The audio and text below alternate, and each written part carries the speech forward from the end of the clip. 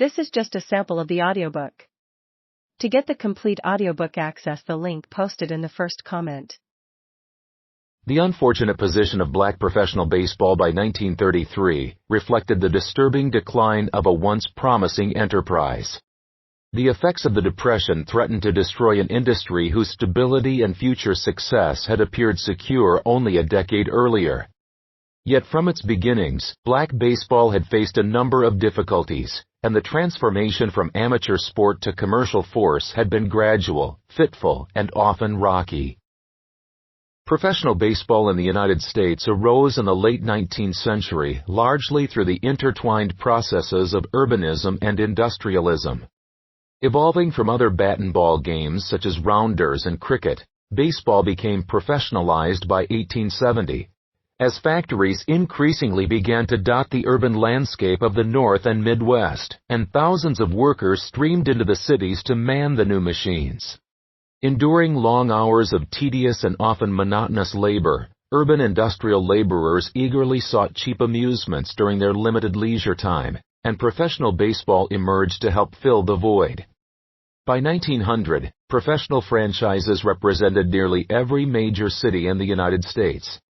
Continued economic and industrial growth, coupled with a rising standard of living and shorter working hours, enabled white professional baseball, along with other commercialized amusements, to enjoy unparalleled growth during the first quarter of the 20th century.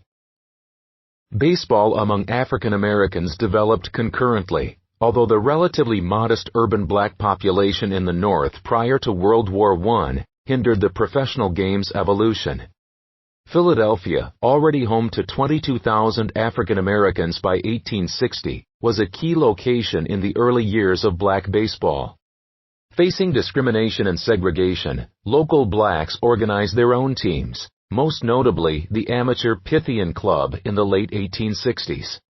The Pythians, however, were subsequently barred from membership in two amateur organizations, the National Association of Baseball Players and the Pennsylvania State Association, foreshadowing the eventual de facto exclusion of African Americans from white professional baseball later in the century. In response, African Americans in Philadelphia and elsewhere embraced the self-help strategy advocated by Booker T. Washington in the late 19th century. Rather than actively agitate for participation in organized baseball, defined as the major and minor leagues, blacks began to build separate institutions of their own, forming their own amateur and later professional teams by the mid-1880s. Unable to survive solely through the support of the black community, black teams earned the bulk of their income playing white independent semi-pro clubs outside organized baseball, a near constant practice during much of the existence of black professional baseball.